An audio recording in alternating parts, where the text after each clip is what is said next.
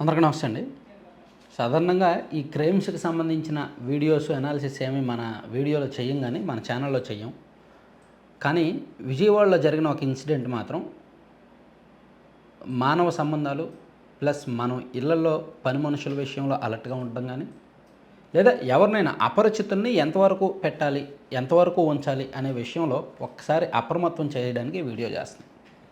Maybe ఈ వార్త మీకు తెలిసే ఉంటుంది. విజయవాడ నగరంలో ఆ ఇంట్లో పనిచేసే పని మనిషి యజమానిని చంపేసి బీరువాలో ఉన్న డబ్బులు, నగలు అండ్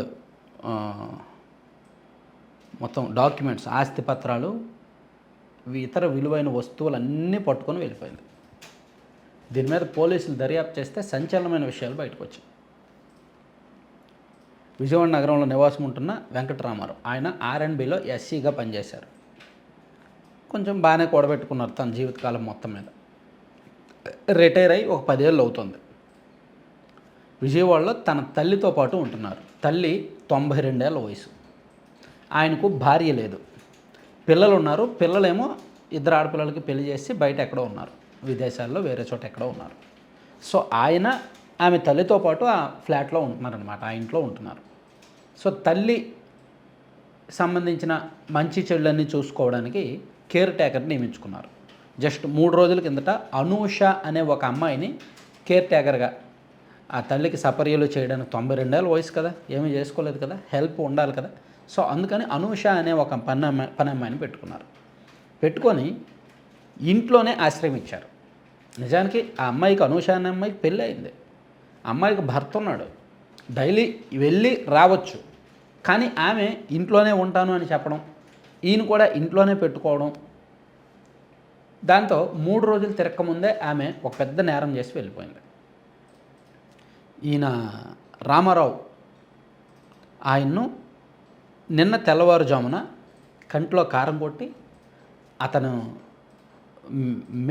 మొహం మీద దిండు పెట్టి అతన్ని చంపేసి బీరువా తాళాలు తీసుకొని బీరువాలో ఉన్న విలువైన వస్తువులన్నీ పట్టుకొని వెళ్ళిపోయింది. ఆమె భర్త కూడా సహకరించాడంట.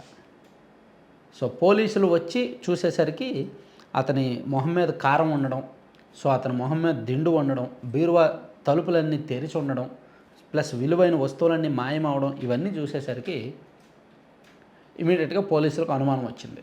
ఎస్, ఈ అమ్మాయే చేసి ఉంటుంది అని. మొత్తం సిటీ మొత్తం జల్లెడ పడితే ఆమె భర్తతో పాటు అనూష ఇద్దరు కూడా పోలీసులకు దొరికిపోయారు. నిన్న ఉదయం ఘటన జరిగింది, నిన్న సాయంత్రానికి పోలీసులు పట్టుకున్నారు. ఇది ఒళ్ళు గొగ్గురు పొడిచే ఘటన అనమాట. 3 రోజుల కిందటే పనమ్మాయి జాయిన్ అయితే ఆయన ఇంట్లో పెట్టుకోవడం ఏంటి? సో నైట్ టైం కూడా అక్కడే ఆశ్రయం ఇవ్వడం ఏంటి? మేబీ అతను ఏదో సమ్ ఎక్స్పెక్ట్ చేసాడేమో. ఆ చనువు తీసుకొని ఆమె ఇంత నేరానికి, దారుణానికి ఒడిగట్టిందేమో. ఇప్పుడు పోలీసులు ఆ కోణంలో కూడా దర్యాప్తు చేస్తున్నారు. అఫ్కోర్స్ ఆ చనువు తీసుకున్నా తీసుకోకపోయినా తప్పే, నేరమే, హత్య నేరం ప్లస్ దోపిడీ, దొంగతనం, ఇవన్నీ కూడా వస్తాయి. ఇక్కడ ఫస్ట్ మనం ఆలోచించాల్సింది, కొత్తగా చేరిన వారిని మనం ఒక కంట కనిపెట్టాలి. ఇంట్లో ఇద్దరే ఉంటున్నారు, పెద్ద ఆవిడ ఉంటున్నారు. సో ఆమెకు హెల్ప్గా చేర్చుకున్నప్పుడు ఒక లిమిట్లో ఉంచాలి, వెళ్ళి వచ్చేలా చూడాలి. ఇంట్లో ఆశ్రయం ఇవ్వకూడదు, ఇచ్చినా సరే నమ్మకూడదు. కొన్నాళ్ళ పాటు 1 నెల 2 నెలలు అబ్జర్వ్ చేస్తారు. కొత్త వాళ్ళు ఎవరైనా, మనం డ్రైవర్ జాయిన్ అయితేనే కొన్నాళ్ళు అబ్జర్వ్ చేస్తూ ఉంటాం, ఏం చేస్తున్నారు ఏంటని. అందులోకి ఒక అమ్మాయి విజయవాడ నగరంలో కొంచెం సస్పెక్ట్ ఉన్న ఏరియా నుంచి వచ్చింది అన్నప్పుడు చూసుకోవాలి కదా. సో కొంతమందికి అందుకే మనుషులకు కామన్ సెన్స్ ఉండదన్నమాట. లేదా ఏదో బలహీనతలకి దానికి దీనికి లొంగుంటాడు. దాన్ని ఆసరాగా తీసుకొని ఆ అమ్మాయి చేసింది. సో దీంతో విజయవాడ నగరంలో, ఆ నగరంతో పాటు రాష్ట్ర వ్యాప్తంగా సంచలనమైంది ఈ ఘటన. ఇంకా ఈ అమ్మాయి ఓల్డ్ క్రైమ్ హిస్టరీ అంతా బయట పెడుతున్నారు. ఆ అమ్మాయి హస్బెండ్ ఆటో డ్రైవింగ్ చేస్తుంటాడంట, అతని మీద కొన్ని అభియోగాలు ఉన్నాయి. ప్లస్ గంజాయి బ్యాచ్, వాళ్ళతో సన్నిహిత సంబంధాలు ఉన్నాయి. అంటే ఒకటి బయటకు వచ్చేసరికి పోలీసులు ఇంకా వీళ్ళ పూర్వపరాలన్నీ బయటకు తీస్తారు. అవన్నీ బయటకు తీసినప్పుడు వీళ్ళ క్రైమ్ స్టోరీలు, వీళ్ళ గతంలో చేసినవి మొత్తం అన్నీ బయటకు వచ్చేస్తాయి. సో అందుకే ఒకసారి అప్రమత్తంగా ఉండాలి. కొత్త వాళ్ళని తీసుకునే ముందు, కొత్త వాళ్ళని ఇంట్లో ఆశ్రయం ఇచ్చే ముందు 1-2 సార్లు చెక్ చేసుకోవాలి. ఖచ్చితంగా మనిషి అనేవాడికి కామన్ సెన్స్ ఉండాలి. ఆయన R&Bలో ఇంజనీర్గా పనిచేసి అన్ని ఆస్తులు కూడబెట్టి పిల్లల్ని ఎక్కడో సెటిల్ చేసి లైఫ్లో సెటిల్ అయ్యి 92 ఏళ్ళ అమ్మని చూసుకోవాల్సిన దశలో ఆయన ఇలా చేయడం అనేది అంటే ఆయనది తప్పు పట్లం. మనిషిని నమ్మడమే తప్ప అనొచ్చు. మనిషిని నమ్మడం అంటే మనిషి అనేవాడు కదా. మంచి చెడు మనుషుల్లో మంచి చెడు అనేవి ఉండవు. మంచోళ్ళు ఉంటారు, చెడ్డోళ్ళు ఉంటారు. ఒకే మనిషిలో మంచి చెడు రెండూ ఉంటాయి.